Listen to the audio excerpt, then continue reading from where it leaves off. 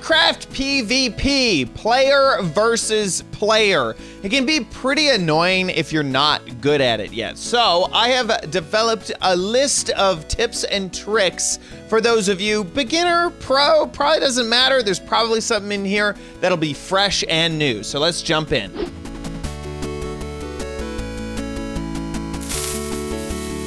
So here we are inside of Minecraft, and I have a punching bag here to show off all of our combat tips. And these are in no particular order, so I'm not starting with my favorite or anything like that. So let's jump into it. First off, we're going to be talking about the crossbow. This has been added new in 1.14. And my first tip is because you can load your crossbow in advance, you can actually get a rapid fire out of your crossbow just by having multiple in your hotbar. So we can fire off really fast shots here and attack in a really, really effective way.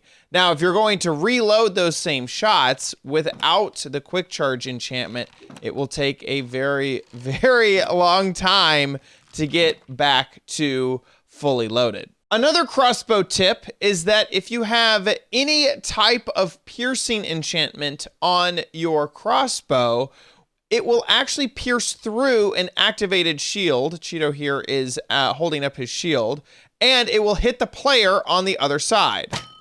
So he actually takes damage even though his shield is activated. And this can be very, very, very useful if you are in a PvP situation. This next tip may be the biggest tip that I give you guys, and that is food. Food is super duper important because it is the quickest way you are going to regenerate health. Your regeneration when it comes to food did change recently, and so you will regenerate much faster whenever your hunger bar is completely full. And also make sure to eat something that has a lot of saturation. Saturation is in the background. It doesn't show up when you hover over it or anything like that. But know that golden carrots have the absolute best saturation, and all of the big hearty meats like mutton, steak, pork chop, those are all really good. And then when you start getting into the vegetables, not so good of saturation. So try to stick to meats or golden carrot.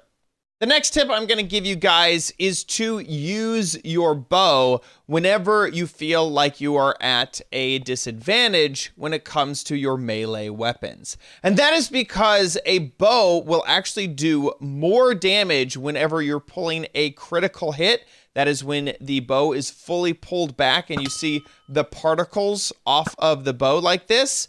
It'll do more damage than a diamond sword will that is unenchanted.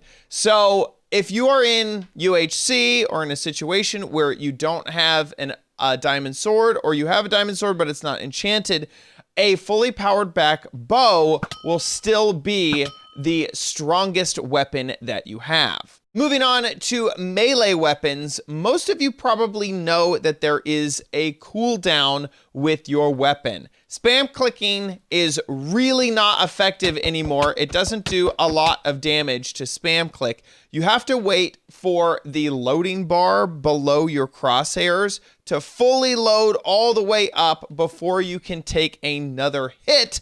Otherwise, you're not going to be doing a lot of damage. So make sure that you leave time in between your swings for that to fully charge. Having your attack indicator fully charged is one way to land a very powerful hit, and the next way is to make sure that you get a critical hit. How do you do that? Your player has to be falling through the air and then make a hit. And you can see all those extra particles off of this player here. That is because I am landing critical hits. You can also hear the sound there. The particles and that like kind of gruesome smack hit sound will play whenever you get a critical, and whenever you're just attacking, that will not happen. So your player needs to be falling through the air downward in order for that to happen. The easiest way for that to happen is for you to jump up in the air. But beware that you do need to be falling. So if you don't have your timing right and you just smack as you're jumping up in the air, it's not going to do anything. You need to make sure that you wait until you start to fall back down to the ground. My next tip happens to do with that critical strike, and that is that both your attack indicator and your critical can be loaded up while you are blocking. So using your shield to block will be just fine if you are trying to wait for your attack indicator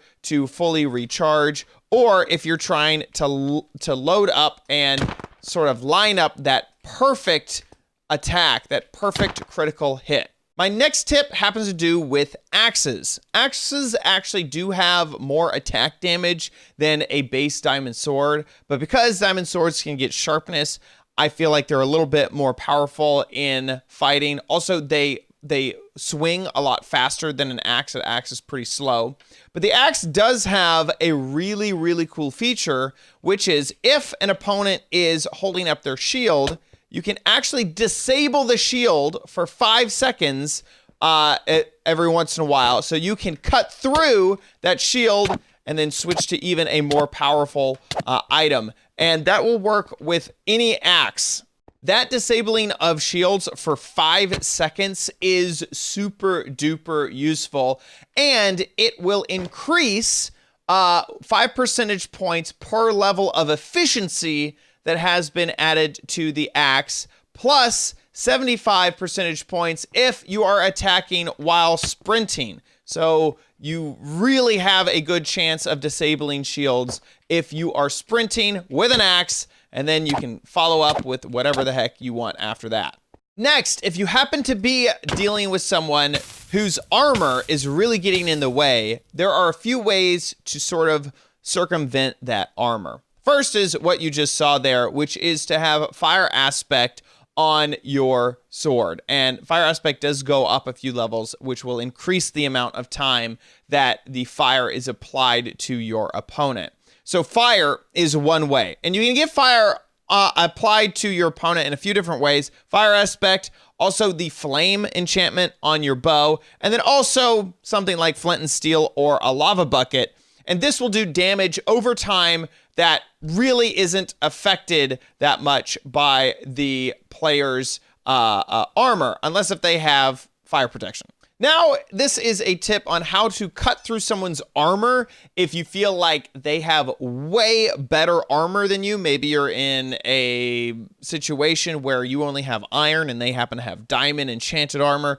And you know that that's not going to be a fair fight going into it. So you're going to want to figure out some way to circumvent their armor. And how you're going to do that is with damage over time. And there are a few different ways to pull that off. First off is fire. Fire can be applied to weapons, to both your melee and ranged weapons. Fire aspect on a sword and flame on a bow. And then you can also carry around fire with flint and steel or a lava bucket. And this will set your opponent on fire, and then the damage will happen over time, cutting through their armor. Unless if they happen to have the fire protection enchant, but most people do not apply fire protection onto their armor. That's pretty rare that you have fire protection. So in many cases, you're going to be doing the full amount of fire damage to them, which will really, really hurt them. Even if you're not hitting them at all, you only got them once with the fire, they'll be on fire and take damage over time. The next tip is poison. Poison, no matter what your enchantments, no matter what type of armor you are using, poison will damage you the same no matter what. Unless if you happen to have a bucket of milk, which is, I don't think I have ever gotten into any fight with someone who happened to have a bucket of milk on them, then you are good to go. And you can hit them with poison, run away, and just let them take damage over time until you feel like you are on a more level playing field to take them out. This next tip happens to do with bridging as fast as you can. You're actually much quicker at bridging if you place down blocks at a diagonal and then move in a diagonal fashion than you are going straight back. And this is pretty obvious. You can see block, block, block versus block, block, block, block, block, block. So placing blocks down at a diagonal if you're trying to bridge super fast can be a big advantage to you. And finally, I'm going to leave you with this, and that is to try to stay away from using your scroll wheel on your mouse to switch between items. Try to get good at knowing that you can hit a few numbers above your W, A, S, and D keys to switch between the various things that you may want to attack with. And yes, as you get over here into 9, 8, 7, 6, like those are really, really far away and you have to basically lift your hand off of the keyboard to reach over there. Well, R, F, and V really aren't used that much. F is currently used to switch between whatever item you are holding and your offhand. But you could easily rebind that to an easier key. Also, C is a good key to rebind to. So you could rebind your 6, 7, 8, and 9 to R, F, V, and C and be able to reach the other side of your hotbar much, much faster. Be able to switch in between your normal combat weapons very, very quickly. Another tip is that you can actually move your bow into your offhand, and then you have ranged by using your right click and melee by using your left click right there at the same time. Now, you do have to give up using your shield to do that, but if you're in a situation where you feel like you're not going to be using your shield much anyway, you can switch your bow into your offhand, and then you can switch between ranged and melee super duper fast. There you go. I hope you enjoyed my list of PvP things that you should know. Hope you enjoyed this video. If you did, please give this video a big ol' thumbs up. Also, don't forget to leave your thoughts in the comments down below, especially if you feel like I forgot a tip or trick and want to let everybody else know. Let me know in the comments down below. And finally, subscribe to the channel for future videos, tips, tricks, tutorials, and spotlights here on OMG Craft. See you next time. Bye.